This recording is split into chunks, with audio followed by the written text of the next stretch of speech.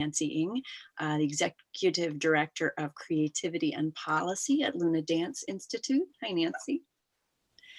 And Kyle Kate Dudley, who is the Assistant Director at the California Lawyers for the Arts. I'm really pleased to have you both with us today to talk about what's going on around AB 5.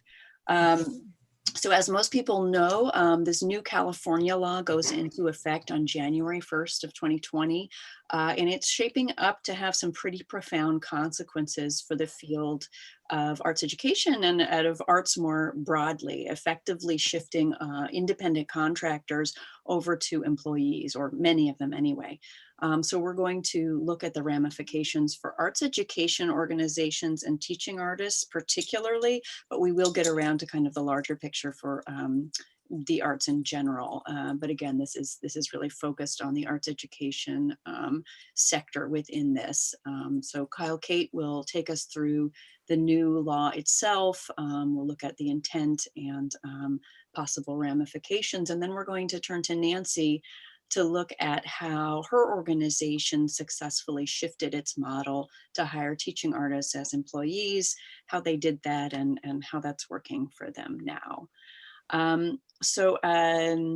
Let's see, I think Nancy and Kyle Kate, I want to give you a second just to introduce yourselves and your organizations, and then we'll get on into the law itself. Okay. I can start. I'm Kyle Kate, and I just want to make sure, I saw on the chat that someone couldn't hear. Can everyone, is it just one person, or? Seems like maybe only one person couldn't hear. Okay. All right, so my name is Kyle Kate Dudley. I am the Assistant Director of California Lawyers for the Arts. I am an attorney and an artist. I'm based in Oakland, California. And in my previous career, I worked in civil legal aid and also in youth law. And then I ran a youth conservatory theater as well in the East Coast. I have a focus on advocating for a shift in how educators perceive their students and how students can be encouraged to view themselves. So with California Lawyers for the Arts, we try to educate all kinds of people. Everyone can be a student, and really happy to be here today. Thank you. Nancy. Hi, good morning, everyone. My name is Nancy Ng. I'm the Executive Director of Creativity and Policy at Luna Dance Institute in Berkeley, California. Luna is 27 years old, and I joined Luna as a teaching artist 6 years after it opened in 1992. Luna has, the majority of our work is in professional learning. We have a professional institute where we support and develop teaching artists and classroom teachers. We also have direct service programs that go into schools and communities and social service agencies and public libraries, and an after-school studio dance program at our institute that focuses on choreography and composition. And our direct service programs that serve children and families loops into our professional learning. So it's a theory to practice to pedagogy loop. And I'll share more about our organizational structure later. Terrific. Thank you. All right. So we're going to get into a presentation from Kyle Kate here on the law itself. I want to thank you again both for being here, and let our audience know that you can type questions into the Q&A box below our videos on the screen. You should see a Q&A or a chat panel. And if you type your questions in there, we'll be able to see those. Most of them we'll try to get to towards the end of the session so we can kind of get through the amazing amount of rich material we have here, and then get to your important questions. Teaching Artists Guild is based here in California, so we've been deeply involved in trying to understand and advocate around this particular new law. But it does have ramifications for states outside of California, and So if you're tuning in from another state, hopefully this will be useful for you as well. But we are focusing on our Californians today. With that, I'm going to hand it over to you, Kyle Kate, to take us through all about AB5. Thank you. Okay, sure. So I'm going to share a little presentation. If you have any trouble seeing it, please just write into the chat. And as I'm sharing this, I can talk a little bit about California Lawyers for the Arts. So just generally, California Lawyers for the Arts has a three-prong mission.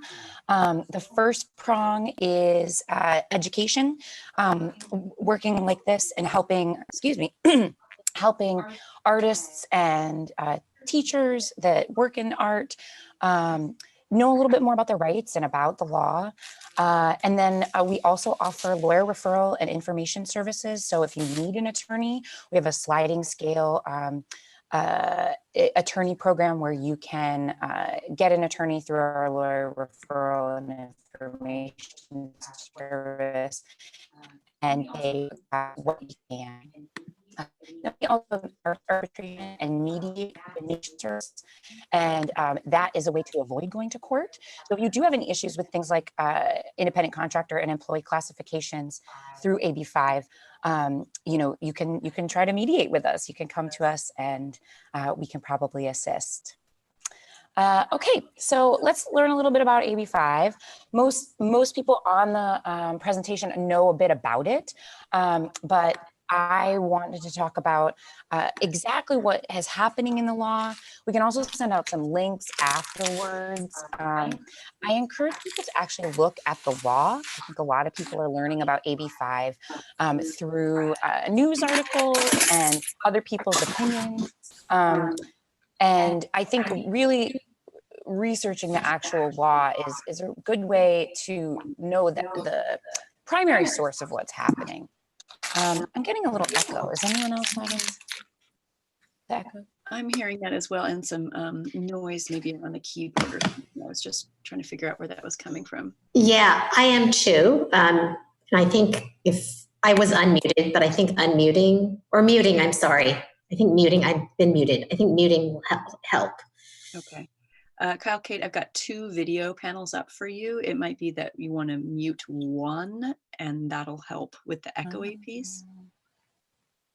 I feel like one is muted now. Is that right? Yes, and that sounds really good.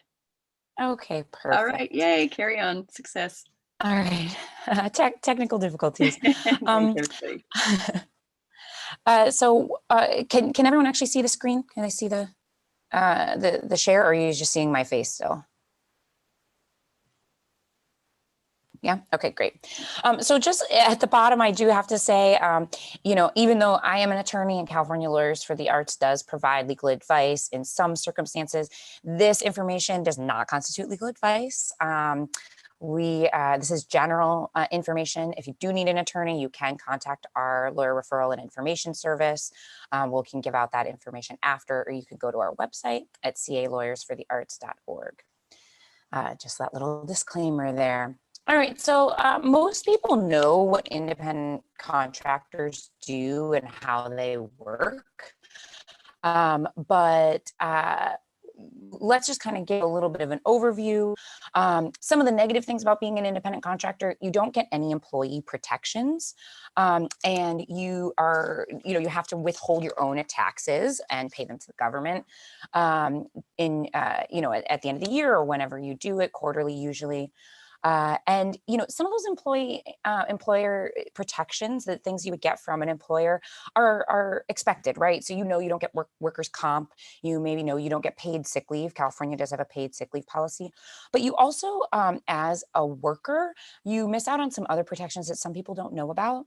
So things like the discrimination acts, so the Civil Rights Act, the Federal Civil Rights Act, and the Fair Employment and Housing Act, those don't apply to you as an independent contractor. Also, the Americans with Disabilities Act does not apply to you as an independent contractor. And there are several other laws that are going to be need to be on your radar if you become an employee and if you begin employing people as opposed to using independent contractors. However, there's a lot of positives, right? And these are all listed here, but it's like exactly what you think of. Independent contractors control their own hours and schedule. They work without direct supervision. They usually control their own intellectual property, 1099 reporting, etc. And so if you are an employer or a hiring entity of independent contractors, all these positives that make an independent contractor so independent, they might turn into negatives for you sometimes when you're hiring independent contractors. So when you are employing people, you're planning with them about how they do their job.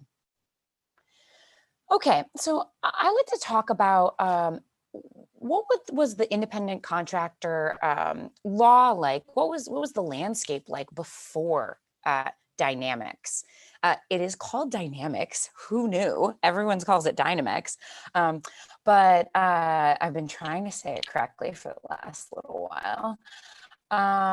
So what was happening before Dynamics? So, independent contractor law, the tests for independent contractors versus employees, they're not new. They did not come about with AB5 and with this case in California law. They've already existed. At the federal level, there's a really common test that's used. That's the IRS right to control test. And so this usually actually encompasses 3 categories. And you can find it on the IRS website. And the 3 components of this test are what the worker controls about what they do. Can they control it, or can the hiring entity control how and in what timeline the worker does their job? There's also a financial test. So this is about financial autonomy. So are the business aspects of the worker's job controlled by the hiring entity or controlled by the worker?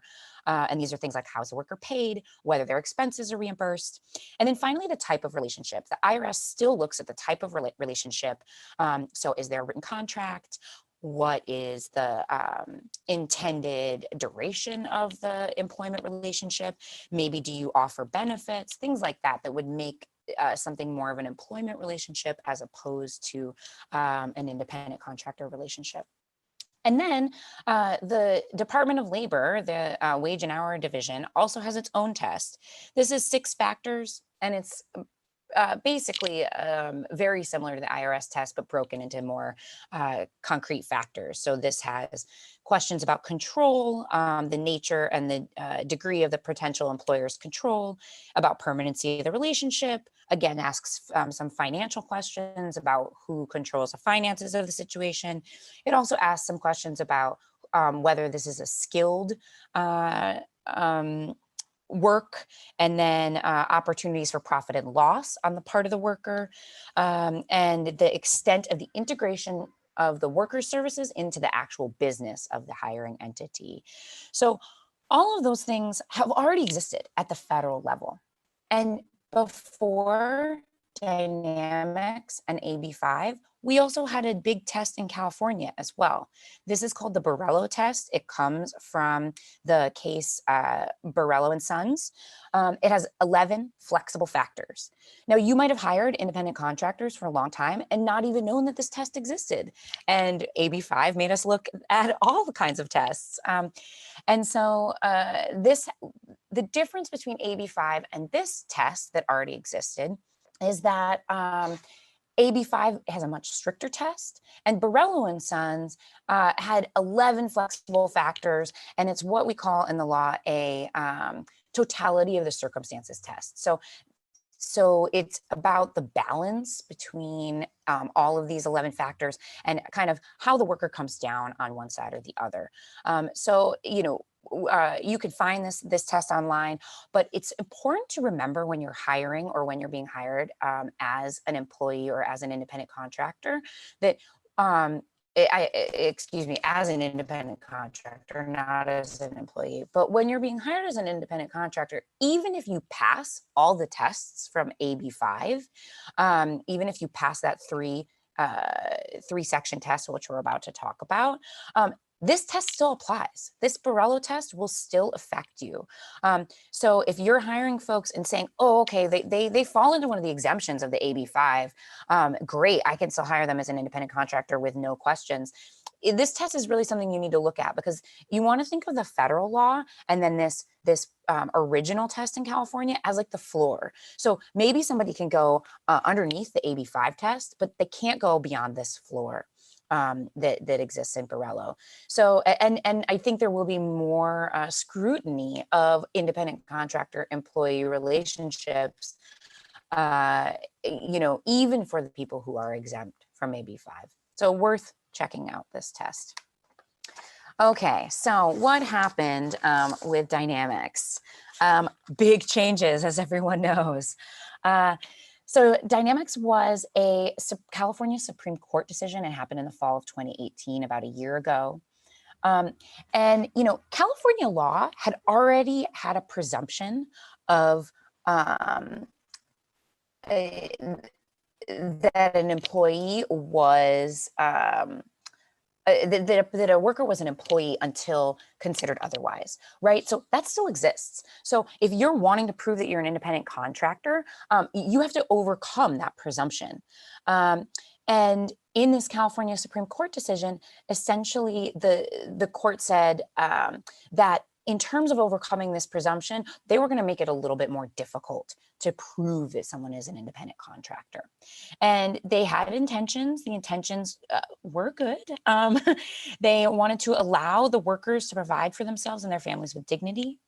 And they wanted to ensure that businesses who are actually employing workers, which does cost a little bit more, are not hurt by unfair competition from other competitor businesses that are paying a lot less by hiring only independent contractors.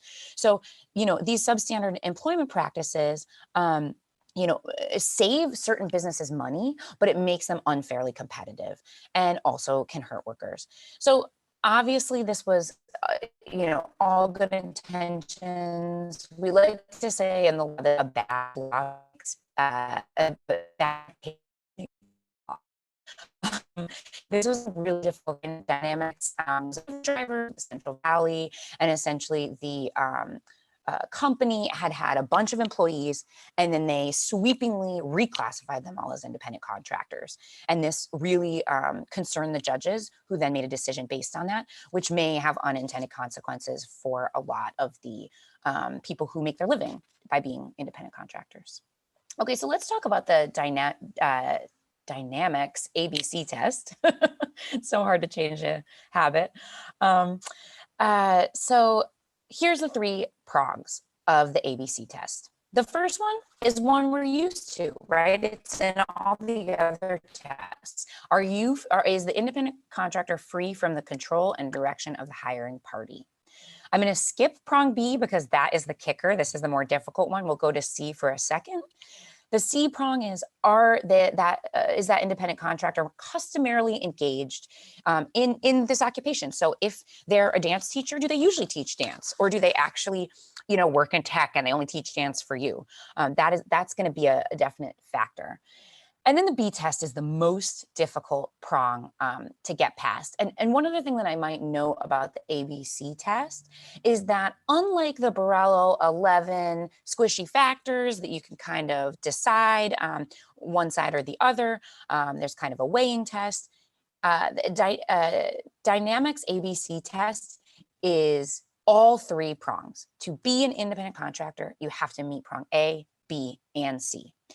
So the B prong is the real kicker, and that is that the work may not be inside the hiring business's usual course of business. So you can be a plumber and go into a dance studio and be hired as an independent contractor, because the dance studio doesn't offer plumbing as their business. However, if you are an independent contractor that offers anything within their scope of their business, then you cannot be considered an independent contractor unless you fall into one of the exemptions. There are several exemptions, but they're all incredibly narrow. And so we can talk about that, about the exemptions, but I think we're focusing a little bit more on this in this presentation on how to actually employ people. So I'm going to skip the exemptions for now. We can ask questions about them later.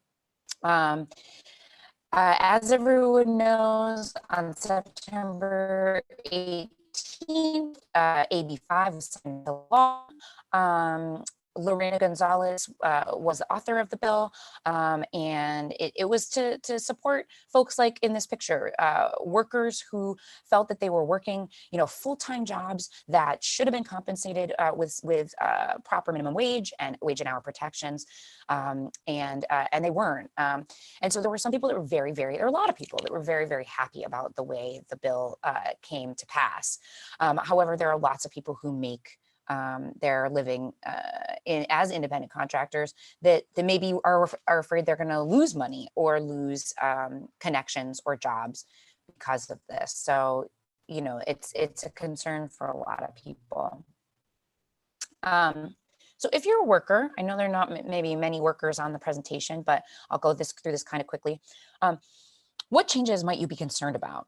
So some negative things that a worker might experience becoming an employee is now they have a little bit more oversight from their hiring entity, right? So now the employer controls your schedule, the salary, the means by which your work is accomplished. So that's not only, just get this done or plan this lesson plan. They could say, like, you have to plan this lesson plan with, the suggestions that we make, et cetera. Also, you don't get to write off business expenses on your taxes. There used to be an unreimbursed employee expense deduction. Since 2017, that has been taken out with the new tax bill. So with very, very narrow exceptions, you can't even write off unreimbursed business expenses if you're an employee. And then finally, your employer likely controls or owns the rights to your intellectual property during the course of your employment. So this is a little bit of information about how to protect intellectual property rights. On the hiring entity side, this is important for you to know. You may own that choreography or that writing that you received from an employee. You may own the copyright to that. That means you could use it in the future for a different show with a different choreographer, or you can use that writing for your advertising later. This is important. It can really make people money on one side or the other. I encourage employees and employers, once they've moved over from that intellectual or from that independent contractor intellectual property rights to the sphere where the employer is assumed to own the intellectual property rights, I encourage people to talk about it. If your employee is concerned about this, or if you are, make some kind of written contract, add a paragraph into your employee agreement that's about a reservation of rights. As the employer or the hiring entity, you can also reserve a licensing to those works. So maybe you own the choreography as long as it's performed in the state of California. And then that choreographer could take it out of state, but you get to benefit from the fact that you employed that person at that time. So, get it in writing. If you're concerned about this, you can always also look for an attorney that can help you work through that. Positive changes that will occur for workers. So, a lot of people are so worried about this law and so concerned about all the negatives that they don't see that there are a lot of positives, right? There are a lot of pluses to being an employee. You get wage and hour protections, which means you get at least minimum wage. You also get legally mandated benefits. And so those would include state disability, workers' compensation, unemployment. In California, that includes paid sick leave. Also, your employer will withhold taxes for you and through payroll, and then pay a portion of your Social Security, of your Medicare. And so those kinds of very helpful and could save you a lot of money when you're used to writing off all these things on your own taxes and having to withhold your taxes for yourself. And also, then all those federal laws will apply to you. And so, those are really helpful. The Fair Labor Standards Act, the Americans with Disabilities Act, Civil Rights Act, and a lot of other things. So now I know that we're kind of low on time, but I'm going to try to move through kind of maybe what more people are here for. So these changes that you probably will end up making if you are making your independent contractors employees. You'll now need to pay workers at least minimum wage. You'll now need to comply with other wage and hour laws. So that's overtime, meal and rest breaks, things like that. And you also will have to offer those mandatory benefits we were talking about.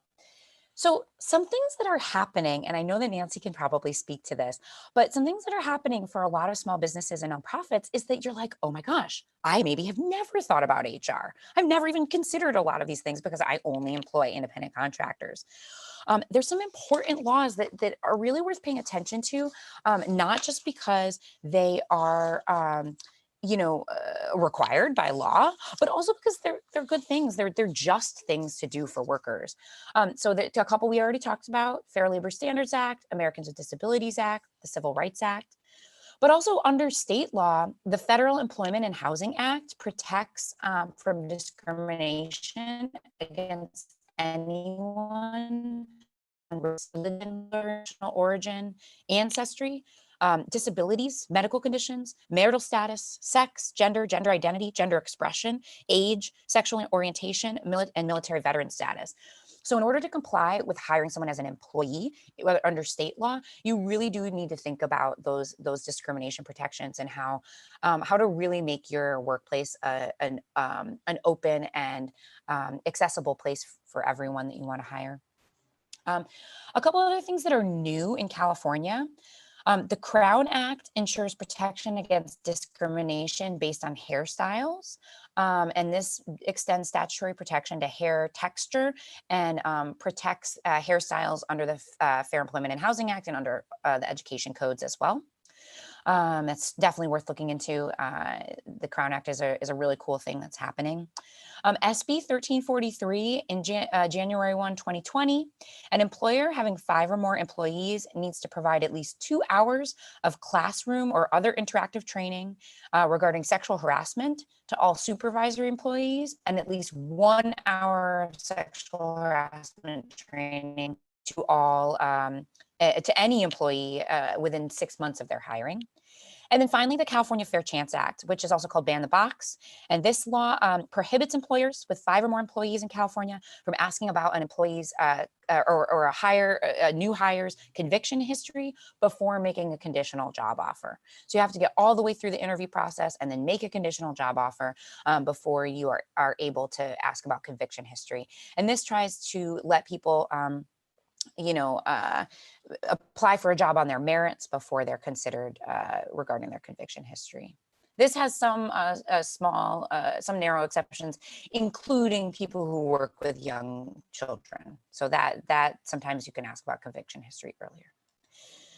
Okay, but at scale, and this is kind of leading into maybe what Nancy's going to talk about, how do you do this though? How do you change these things at a larger level? So maybe you now start hiring a lot of employees and it gets really scary. You're going to add a lot to your payroll.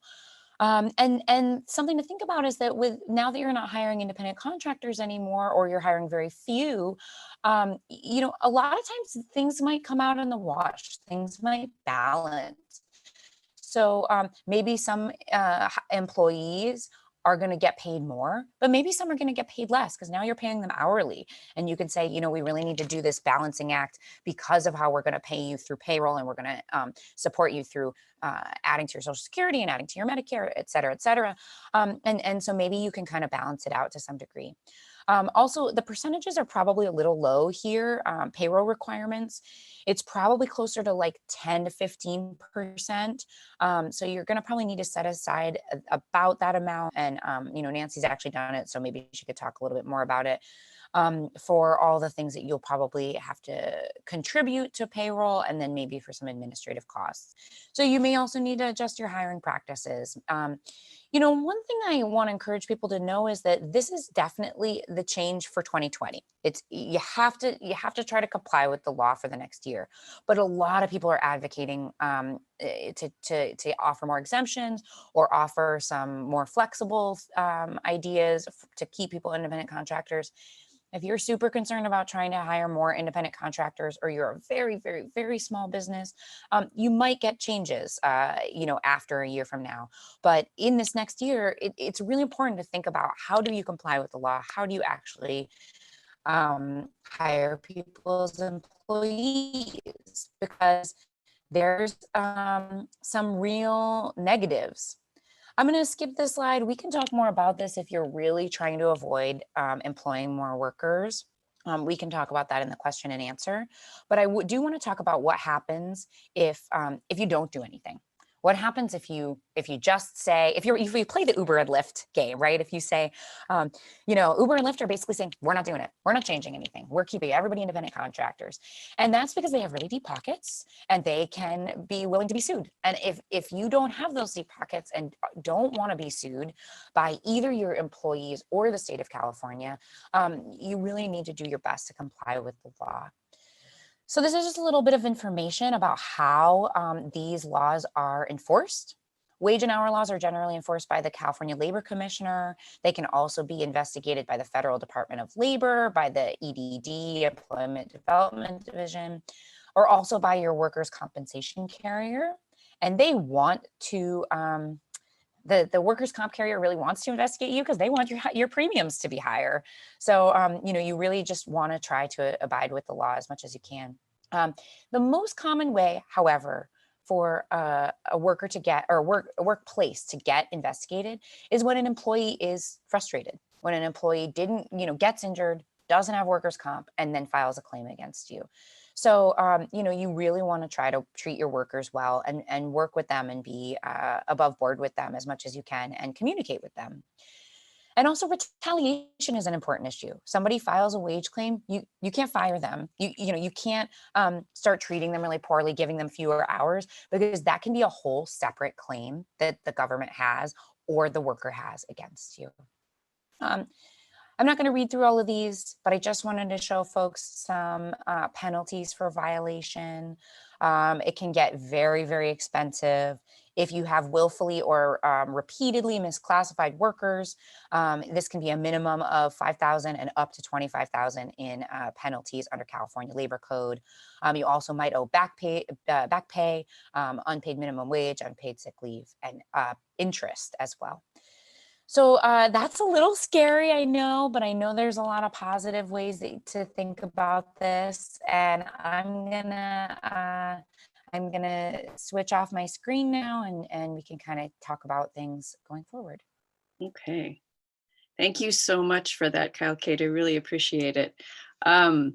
It's a lot of information. There's some great written resources out there about this as well, so we can make sure to include links to that for folks who are watching and attempting to frantically write it all down to make sure that you've got this information moving forward. We're going to move over to Nancy now to talk a little bit about how her organization effectively shifted over to hiring their teaching artists, particularly as employees rather than independent contractors, and what that's been like for the organization. And then we'll talk a little bit around some of the efforts that are going on around education on this law, and various efforts and advocacy, and some of the questions and some of the things that we can do here to try to make this an easier transition for folks, as well as getting into your questions in some more detail. All right, Nancy, I'm going to hand it on over to you. Great. Thank you, Jean. And thank you, Kyle-Kate. I actually learned something I didn't know, and I'm really appreciative of that. Before I launch into the nitty gritty, I really want to place Luna is a nonprofit business in the context of an organization that is values-based, and also let you know that our organizational infrastructure has evolved over 27 years. And I may have time to share some of the evolution at the end, but I think the important thing key about this is the reason that we hire teaching artists as employees is because of our core values. So we have done this for a very long time. And I did start at Luna as a teaching artist many, many, many years ago. I was an independent contractor as a teaching artist, and Luna was founded in 1992, and in 1998, we switched to a different business organizational model. So I want to go back to the core values because I think that's really important. At the heart of every business decision we've made has been staying true to these values. And one of these values is an unwavering commitment to artists, the artistic process, and equity. So the key to any organizational infrastructure decision or program decision is staying true to the core mission, is staying true to your core values and mission, and if you have a theory of change, your theory of change. So our mission since inception has been to bring creativity, community, and equity to every child's life through the art of dance. And to fulfill that mission, we are trying our best to embed equity throughout all parts of our organization. And we're not perfect. I just want to put that out there. We're a learning organization, and we're still trying to, strive for doing the best that we can. So that being said, our decision to hire teaching artists as employees is because over the years of having worked for nonprofits and running one, we have seen the disparity between arts administrators and the artists doing the work. In a majority of arts organizations, the administrators are employees. And so as employees, the employer covers 50% of their Social Security and Medicare costs, workers' comp, disability insurance, paid time off and paid sick leave. There are health plans and retirement plans available, and professional development that's compensated. And, as an independent contractor teaching artist, those are, you don't have the opportunity for many of these things. And for us at Luna, we saw that, as inequitable, and we felt like artists that were doing all the work should be compensated fully. And also for us, a desire to kind of elevate the profession. So it made sense for our organization to hire artists as employees. And the way that we were able to do this is also have them provide administrative support for our organization.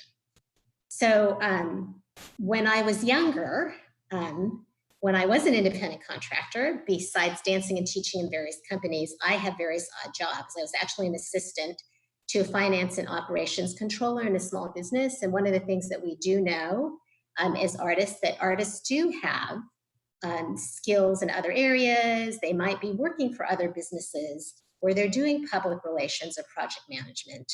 So our thinking has been those could be put towards, towards working for Luna instead of some other small business. Many of the artists that we've hired have come with skills in various areas because they are choreographers also running their own small dance company. So they actually have project management skills. They're raising money for their own projects. We've also found that the teaching artists that we've hired as employees that are doing administrative work for us are creative, flexible, and nimble because they improvise, and that's what their natural way of being in the world. And these are attributes and skills that actually really support a nonprofit arts organization that they can apply in their position here. So for us, hiring artists to teach and also support administration has allowed us to keep them as employees year long, because I also know that there's a downtime, that teaching artist work can be seasonal depending on the programming of an arts ed organization. And so when there might be a couple of weeks during the year where teaching might not be as much of the focus, but then there's planning ahead of time to fill in for administrative tasks that need to be done. So the structure that we use is teaching artists, their FTE or full-time equivalent is divided between half-time teaching and half-time in an administrative role. And we purposefully, this ratio has worked for us because we feel like it's maintained high quality teaching and also fulfill our program coordination needs. And so in terms of administrative roles, some of the things that our teaching artists do here at Luna may be to direct an aspect of program, coordinate, manage in the development, finance, or public relations area. And we also have had teaching artists manage operations and human resources. And I'll talk a little bit about that more later. Some examples of teaching artists doing program administration is that they're leads at the school sites that we work at. So they support with logistics coordination and communications with a lead classroom teacher and principal. We have an after-school studio program, as I mentioned earlier, and we also have our professional institute. So being a registrar for those programs and assisting in those programs. They also provide development assistance and public relations assistance. The majority of our marketing materials and communication campaigns are completed in-house, and the majority of our development work is completed by our staff.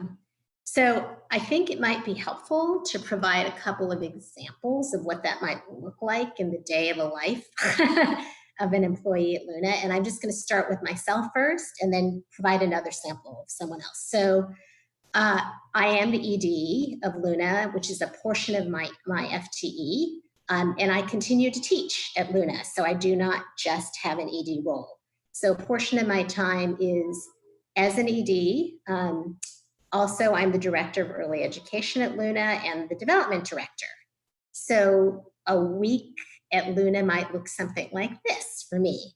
I might be teaching in a family dance class at a social service agency. That same week, I might teach a full day professional development workshop at our institute.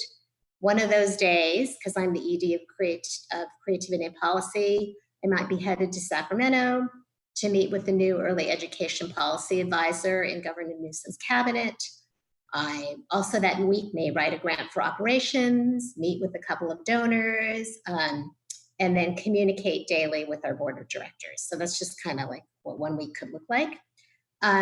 For one of our staff members, who's also a development associate at Luna, she might be teaching 10 classes a week in one of our children's programs.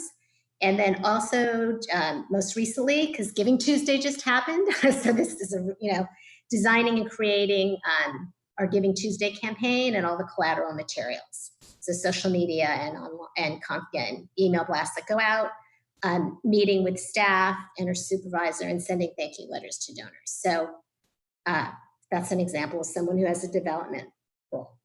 So you might be thinking at this point, wow, that is like wearing a lot of different hats. Like how does that work for someone? And I'm going to be frank, it's not for everyone. So we have hired teaching artists that have thought that it might work, that have been independent contractors, and it really hasn't been the right fit for them. And over the years, we've improved on our hiring practices to gauge if it would be the right fit, and to paint a picture for a prospective employee about what it might be like, but there's not really a way to know until someone's really experienced working here. I also just really want to reiterate about hiring that teaching always comes first with our organization, and we hire for teachers. We are not hiring for someone who's really great at public relations and can teach. We're really hiring for teachers and then seeing that, oh, this person has certain skills, and we see that these skills could be used in this way to support other parts of the organization's infrastructure. So I know that some of you are probably wondering, well, how do you fund this? because there are more costs for the organization.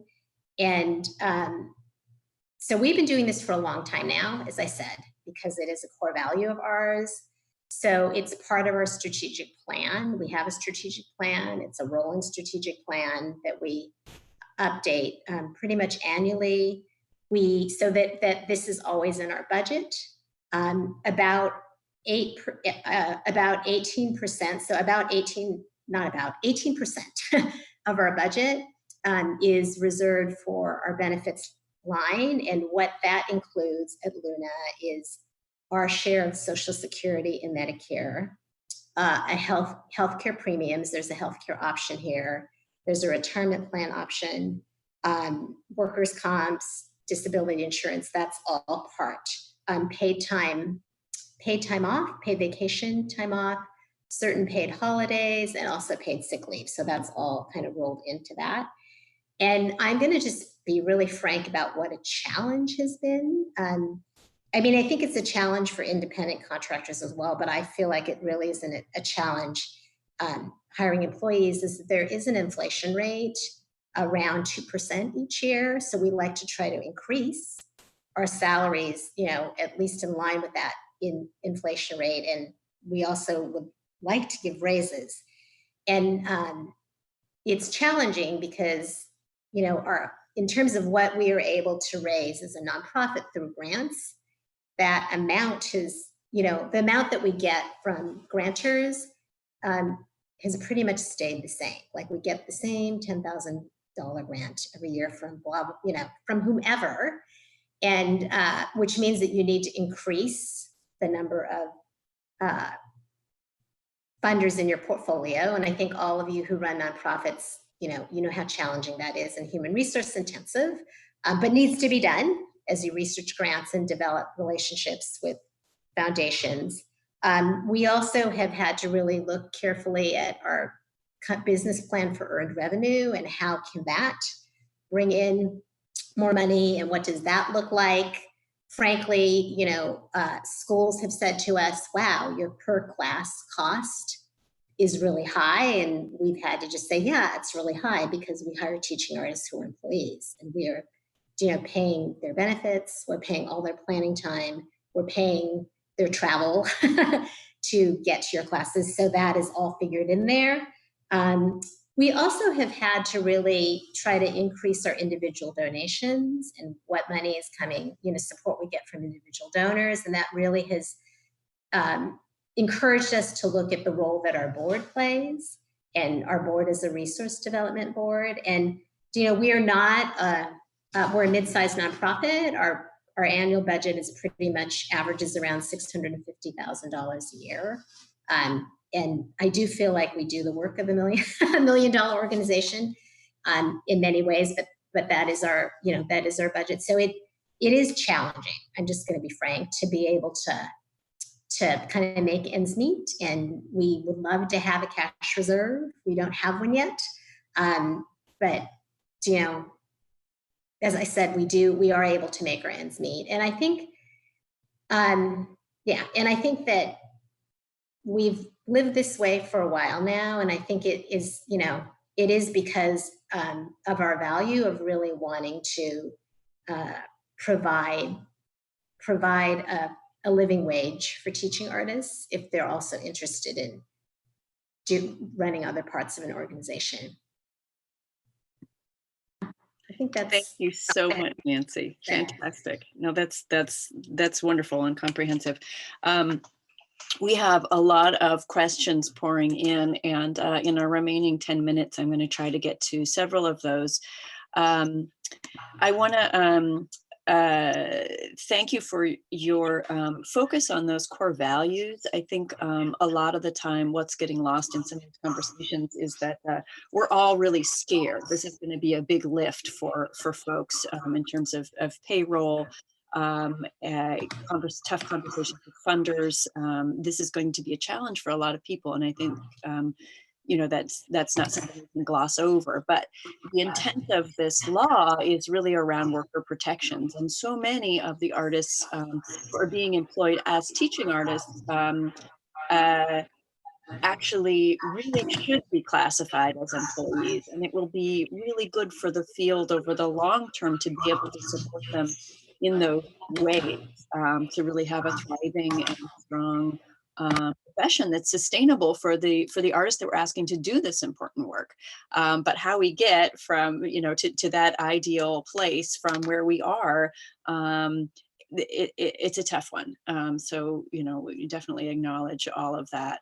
Um, all right, I'm going to turn to some of our questions here and read out some of these, and we'll do our best between us to get at these. Let's see here. So,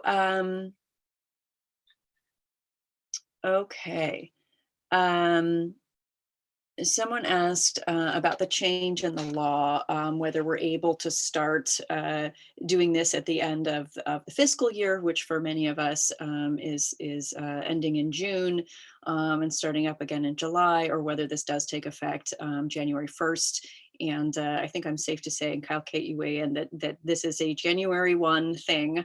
And in fact, the Borello test is already law, and the dynamics, It's so weird. Yeah.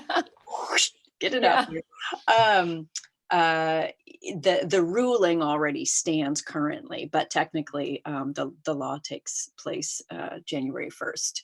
And it was found to be retroactive. So even like a contract that you have now might be subject to questions later, if it's an independent contractor contract.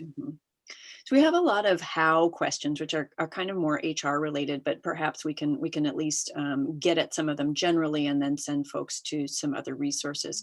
But a lot of questions around how one deals with teaching artists as individuals who may only be employed for short periods of time for the organization, how you deal with unemployment in the case of, if you're only hiring for summer session, say, you still have to employ these folks as part-time employees. And I should add that too. I think I've heard in the past fear that, hiring somebody as an employee means that they have to be full-time all of a sudden, and you've got to be able to give them health insurance and so on. And that's not the case. You can hire somebody as an employee for just a few hours a week or a month or something like that. Is there a bottom layer on that you know of? I know, and I was going to say, I don't think there's a bottom. I think there is, there's still going to be the limit before you would 1099 someone. So I think that's around $600. I think somebody else can maybe, so if you're paying someone less than $600, I think you don't even have to, that's more like a stipend. One thing I can say is also seasonal employment is common. And I'm not an employment attorney specifically, but it's worth looking up how to seasonally employ people. And then you would just be paying the unemployment insurance, like premium or on your payroll, paying into that fund. And then if someone is seasonal, I don't know that you pay for them for the rest of the year. I don't think that's how it works. So that's worth looking into.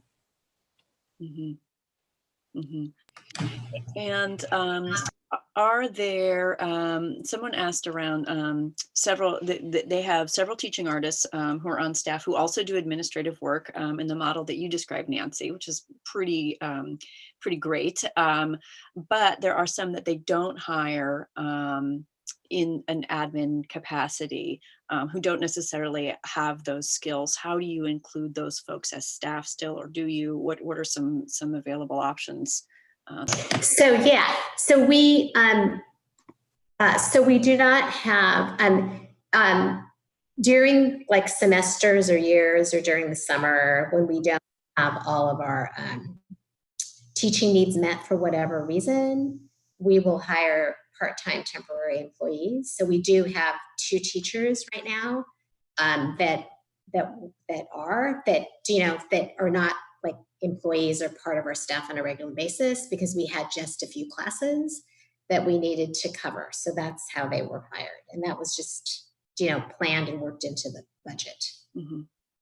And one for you, Kyle, Kate. What about current contracts? If folks have contracts with teaching artists that they hired previously in the year as independent contractors, but need to make the shift, what do they do about that? Do they break the contract? Yeah, it's a sticky one. Everyone is really individual. So the best recommendation I can give is to ask an attorney, what you should do, especially an employment attorney in that circumstance. But there was a second case that did find dynamics to be retroactive. I don't know the full extent of that. But I also think that for the most part, the only way that you would get, in trouble for not switching someone to an employee is if that employee filed a complaint. Or that independent contractor filed a complaint saying they were misclassified. So, maybe just having some really frank discussions with your independent contractors and saying like, do we need to add something to this contract, saying we're finishing out the contract and then considering employment, or, it's going to be really different for every organization, and also different for what kind of risk you're willing to take. Because, you could just finish out those contracts. I would hold the line that you have to just completely abide by the law and switch everyone to employees. But it is challenging to change a contract midstream, definitely. Mhm, mhm. Can you list, either of you, actually, Nancy or Kyle, Kate, some resources that folks, maybe a website that people could go to look into things like the seasonal employment or part-time seasonal employment, what that looks like, how to go about doing that? Is there a great HR or maybe NOLO press? Where do folks find these kinds of resources? So I actually have a list of links that I can send and we can email out to everybody. I don't know if you probably have emails from the registrations. Yes. And that is exactly what I was talking about right at the beginning, which is like, it's all primary sources. So it's all like from government websites or like highly trusted sources. But one of the just really basic ones I can recommend is the Department of Industrial Relations, California's DIR. I think it's dir.gov, or they will have a lot of information. Another place that has really trusted information is Legal Aid at Work. So they are a legal aid organization, completely nonprofit, that supports workers' rights and employing people, in a just way. So both of those sites come to the top of my head, and I can also send you the links, Jean, to send out. Terrific, great. We'll make sure to include that in a packet that goes out to everybody who's registered, and then also in a blast to everyone with the link to the recorded video after this. So there's, I'm going to switch over a little bit in just our last 2 minutes here around what now? Certainly this is in motion, this is in effect. Everybody's doing their best to figure out how to comply and quickly, and that can be scary, certainly. In the meantime, what can you do around this? There's a lot of conversations going on in the arts field, particularly over this. But it's really a pivotal moment in a lot of ways for the field to kind of take a look at how it's been doing business over the last 20, 40, 50 years. I think the unions, for the most part, like Equity and so on, have thus far kind of stayed out of this and haven't really made any strong comments one way or the other, or at least they haven't as of a week and a half ago. That may have changed. But it's really a moment for introspection for the field around, are we doing this the right way?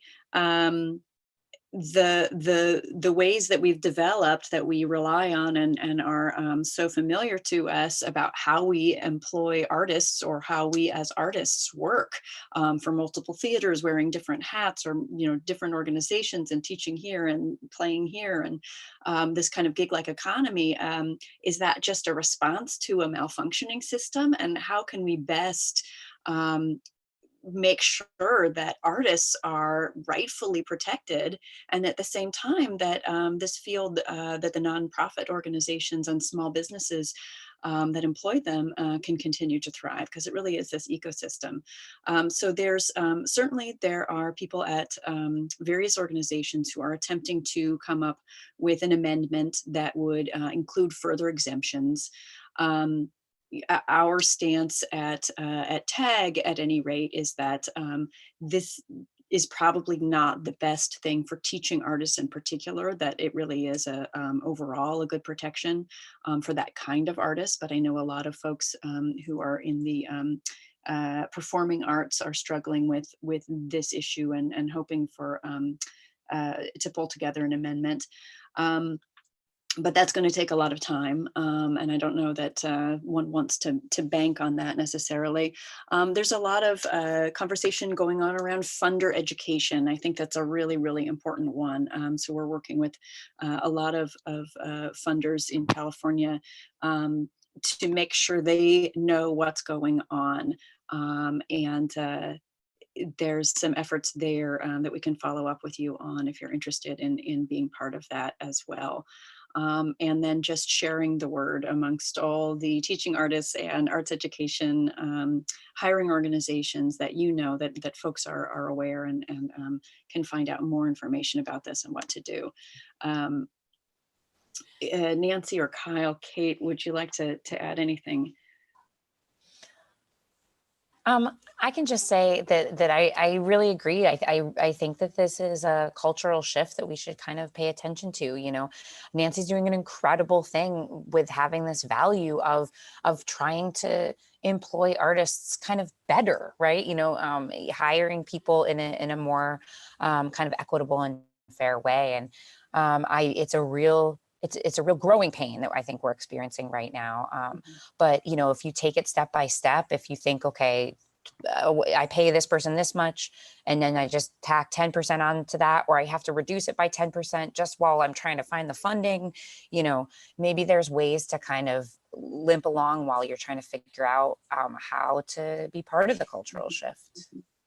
I want to let folks know that there'll be a session on this in the San Francisco Bay Area on Monday with Theater Bay Area. They'll be doing a live in-person session there to talk about this issue more from the arts specific lens, less of the arts education lens. And someone also from your organization will be there, Kyle, Kate. And I think we're just attending. I don't think we're part of it, but okay. Yeah, I think it's Tuesday. Is it Tuesday? Oh my gosh. All right. I got to get this right before I say this live on air. And we are at 11:02. So I'm going to need to wrap us up, but please be assured we'll be sending out this video with further information and links to other resources for folks. There's a lot of pay rate questions I see coming in, and feel free to hit us up at Teaching Artists Guild. Jean at Teaching Artists Guild is a good way to get me, and we'll do our best to help you sort through those questions and get us all through this as best as we possibly can. Thanks for being here today. We appreciate you all and the fantastic work you're doing. Kyle, Kate, and Nancy, thank you very much for joining us. Thanks for having us. All right. See you all later, and have a great day, everybody.